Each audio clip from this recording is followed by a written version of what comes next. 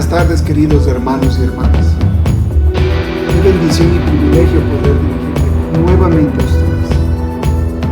Continuando con el estudio de los salmos mesiánicos. El día de hoy vamos a ver el salmo número 89, que está ubicado en el tercer libro de los salmos.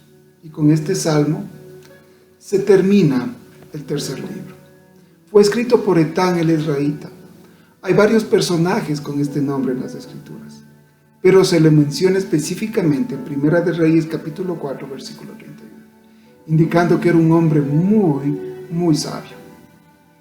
Se considera que una parte del Salmo fue escrita por Etán y la otra se completó en la época postexílica, principalmente la parte que se puede ver de los versículos 38 al 52, que hacen referencia al dolor profundo que tenía el salmista, porque la promesa dada a David de que uno de sus descendientes estaría en el trono se había cortado. Es un salmo masquil, es decir, un salmo de instrucción.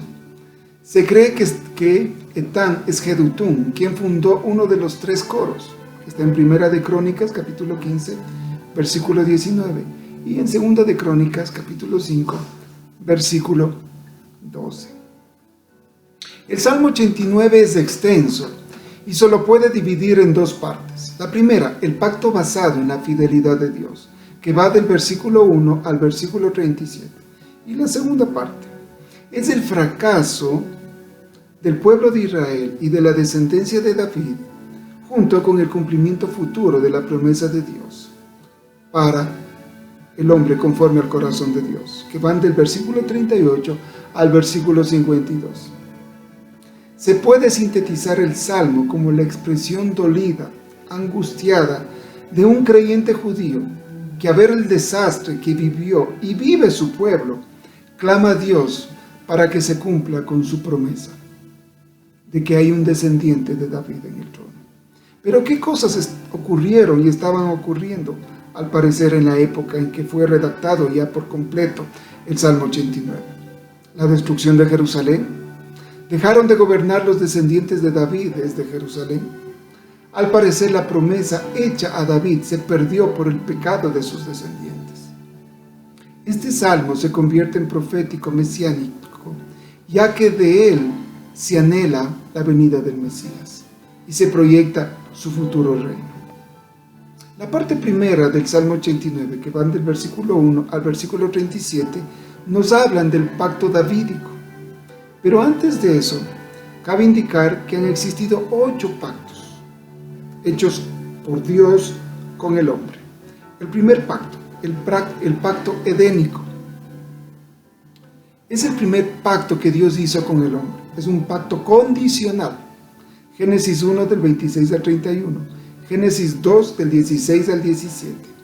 Este pacto daba la responsabilidad a Adán de ser el padre de toda la raza humana, también de ser un fiel y buena administración de la creación de Dios. Pero Adán y Eva fracasaron y provocaron el desastre del pecado y la muerte. Segundo pacto, el pacto adámico, fue hecho por Dios con el hombre después de la caída. Es un pacto incondicional. Aquí Dios declara al hombre lo que será su tiempo o su porción en la vida a causa de su pecado. Para los dos y todos los descendientes de Adán y Eva, la vida sería y es dolorosa en la tierra, y su fin, la muerte. Génesis 3, versículo 16 al 19, Génesis 3, versículo 14, Romanos 16, 20, 2 de Corintios 11, del 3 al 14. Tercer pacto, el pacto de Dios con Noé y sus hijos. Tiene varios rasgos adámicos del segundo pacto, pero con un nuevo principio, el del gobierno humano. Esto como una forma de ¿qué? De frenar el pecado. Es un pacto incondicional en donde hay gobierno humano, se instituye el pecado capital, la pena capital, se reafirma el orden normal de la naturaleza, y también en este pacto se incluía la profecía concerniente a los hijos de Noé, y en especial de Sem y su descendencia, del cual provendría la línea divina, es decir, el Mesías. En estas líneas de Génesis podemos encontrar que el dominio de las naciones gentiles estaría en toda la historia del mundo, implicado dentro de la profecía concerniente a Jafet. El cuarto pacto, el pacto abrámico, es un pacto realizado por Dios con Abraham y sus descendientes. Es un pacto nuevamente incondicional. Y se declara varias cosas sobre Abraham: que el nombre de Abraham será grande, será padre de multitudes, es decir, de innumerables descendientes.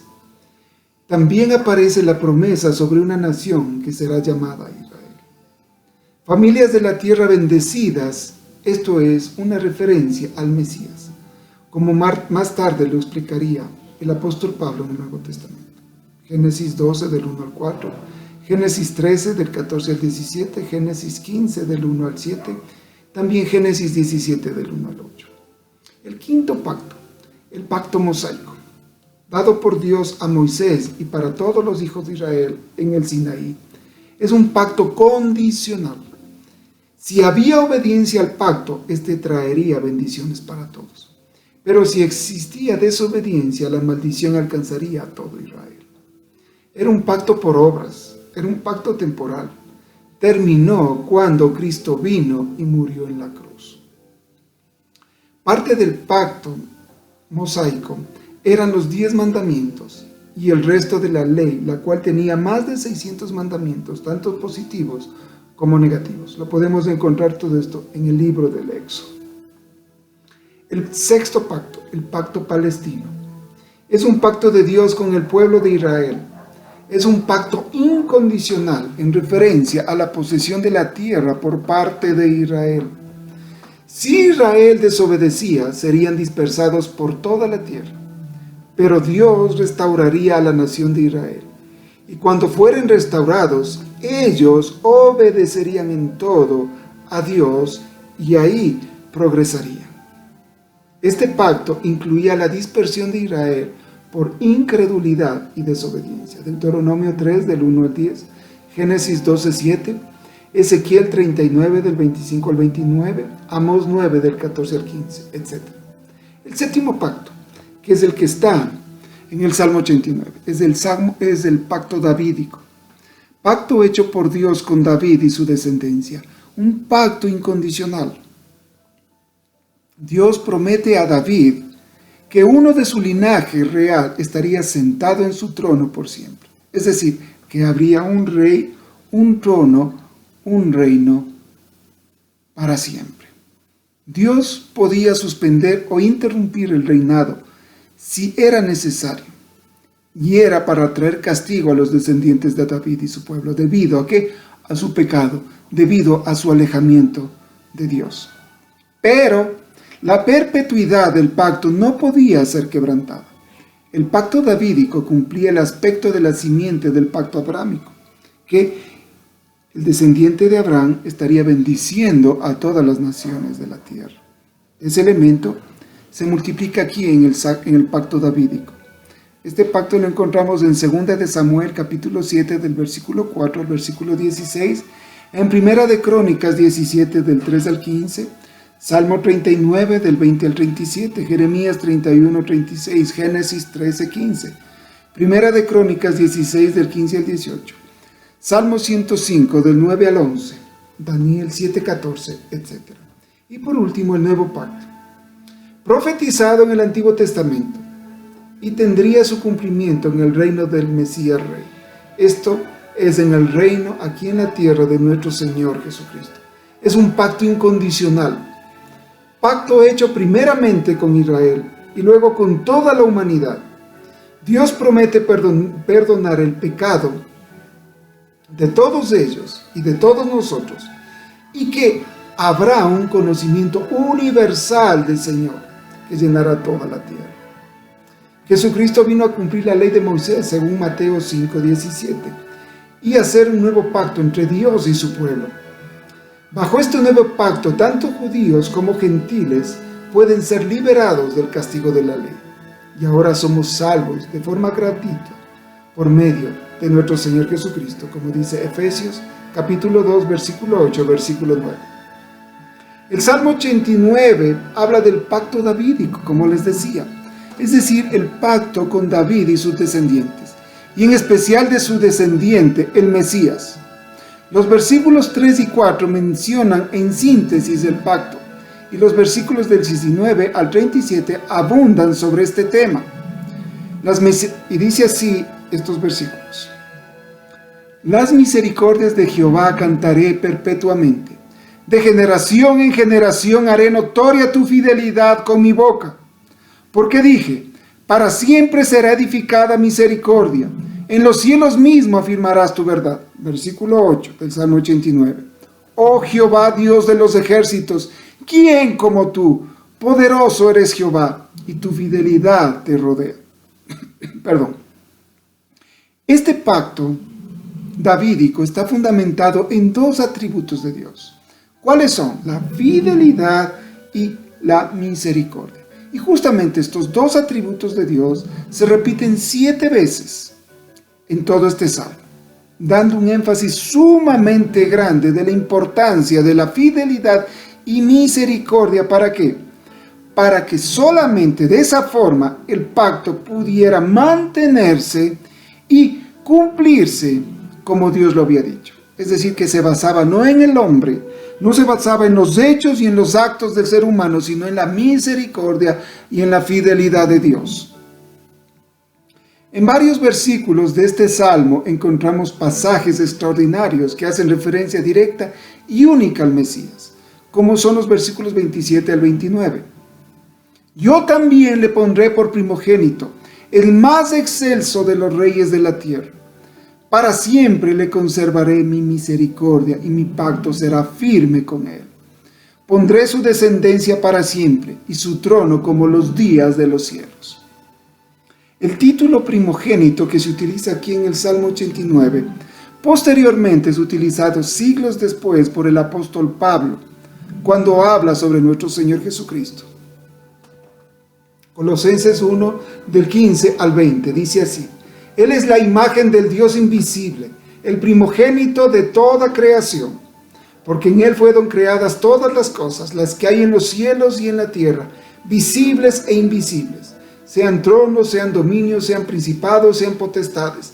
Todo fue creado por medio de Él y para Él, y Él es antes de todas las cosas, y todas las cosas en Él subsisten. Y Él es la cabeza del cuerpo, que es la iglesia, el que es el principio, el primogénito de entre los muertos, para que en todo tenga preeminencia, por cuanto agradó al Padre que en Él habitase toda plenitud, y por medio de Él reconciliar consigo todas las cosas, así las que están en la tierra como las que están en los cielos, haciendo la paz mediante la sangre de su cruz. El término primogénito es usado por Pablo de dos formas: el primogénito de la creación y el primogénito en la resurrección. Pablo está diciendo que Jesús no es una criatura, que Jesús no es un ser creado por Dios, sino que Jesús es el creador, y además de eso, que Jesús es el Redentor. En el Nuevo Testamento encontramos otra cita sobre Jesús como el primogénito. Romanos 8, versículo 29 dice así: porque a los que antes conoció también los predestinó, para que fuesen hechos conforme a la imagen de su Hijo, para que sea Él primogénito entre muchos hermanos. Hebreos 1 al 6. Y otra vez, cuando introduce al primogénito en el mundo, dice: adórenle todos los ángeles de Dios. Y por último, Apocalipsis 1:5. Y de Jesucristo, el testigo fiel, el primogénito de los muertos y el soberano de los reyes de la tierra, al que nos amó y nos lavó de nuestros pecados con su sangre. En el Salmo 89, los versículos que anteriormente leímos, que son del versículo 27 al 29, encontramos también la expresión el más excelso de los reyes. Esto puede hacer referencia solo al Mesías, no a David, tampoco a Salomón, ni en todo su esplendor, ni en toda su gloria. David y Salomón pueden igualarse al Rey de Reyes y Señor de Señores. Como dice Isaías, a Emmanuel, Dios con nosotros. Y eso encontramos en Isaías 7, del 13 al 15, en Isaías 9, del 6 al 7, en Miqueas 5, 2. Pero ahora veamos la segunda parte de este salmo, que va del versículo 38 al versículo 52. Desde estos versículos, el salmo da un cambio dramático e inesperado en la redacción. ¿Qué pasa con el salmista? ¿Qué cosas han ocurrido para que él se exprese de la manera que se expresa en esas líneas? ¿Qué ocurrió con el linaje de David y el trono en Jerusalén? Al parecer, la segunda parte del Salmo, como les decía al inicio, fue escrita o añadida en la época postexílica, en donde Israel había sido dispersado por Asiria, Judá había sido llevada cautiva a Babilonia, y pocos retornaron a la tierra prometida después de 70 años. No hay descendientes de David en el trono por mucho tiempo.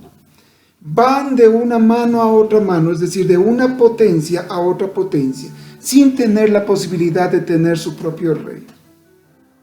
Y en el horizonte no hay la más mínima posibilidad de que esta realidad cambie. Por eso el salmista se pregunta, ¿qué pasó con la promesa a David? Y como dice el versículo 38 del Salmo 89, mas tú desechaste y menospreciaste a tu ungido, y te has airado con él, rompiste el pacto de tu siervo, has profanado su corona hasta la tierra. Versículo 40-41 dicen así, aportillaste todos sus vallados, has destruido sus fortalezas, los saquean todos los que pasan por el camino, es oprobio a sus vecinos. Y el salmista se dice, ¿por qué Dios está tan enojado con su pueblo? ¿Por qué está tan enojado con la descendencia de David? El versículo 46 dice así, ¿hasta cuándo, Jehová, te esconderás para siempre? ¿Arderá tu ira como el fuego?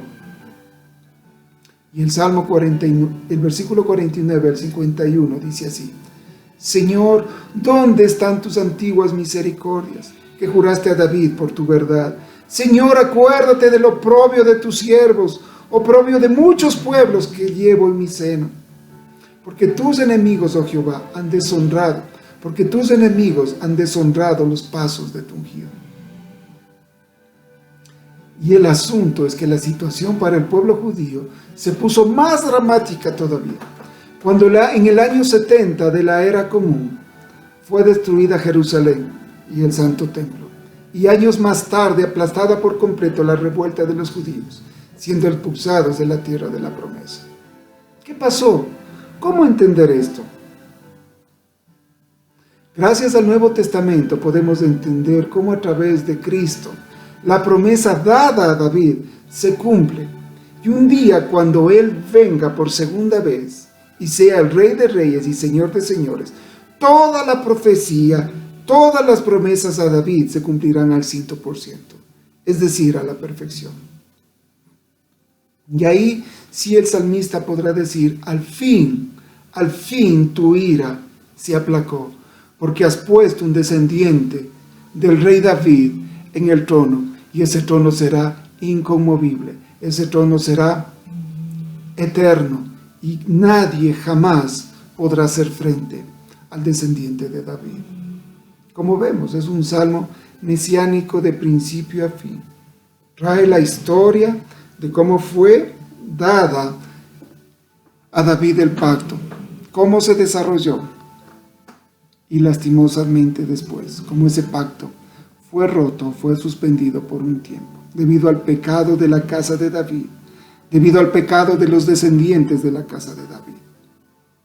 Pero a Dios no se le fue absolutamente nada de sus manos, sino que Él sabía a ciencia cierta todas esas cosas que iban a suceder y las permitió, porque en sus planes estaba que del linaje de David, de la casa de Isaí, de la ciudad de Belén, levantarían al descendiente de David, a nuestro Señor Jesucristo, quien vendría a ser el cumplimiento pleno, perfecto de la promesa de Dios hecha al hombre conforme al corazón de Dios. Eso es, hermanos, muchísimas gracias por compartir conmigo esta tarde este salmo mesiánico.